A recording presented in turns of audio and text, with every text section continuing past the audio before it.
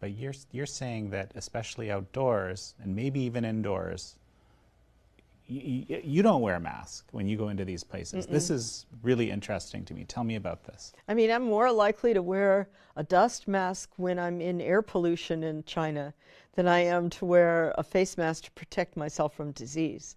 First of all, there are very few that work. And I was part of a large study commissioned by the Sloan Foundation a few years ago where we were thinking about influenza pandemics. Okay. And we kind of went through the list of every kind of mask out there.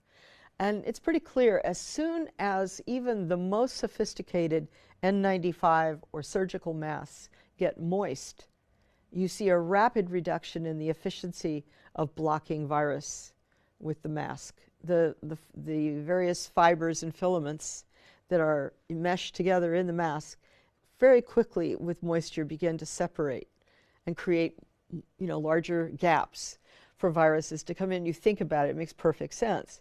Well, what happens when you wear a mask for 4 hours?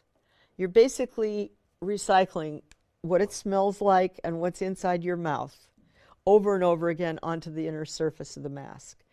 And not only does it stink and get pretty disgusting after a while, but you're also exhaling moisture.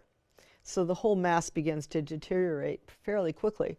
Some have argued that it's basically a window of about 4 hours in most conditions that it's effective, and then it begins seriously to deteriorate in efficacy from there.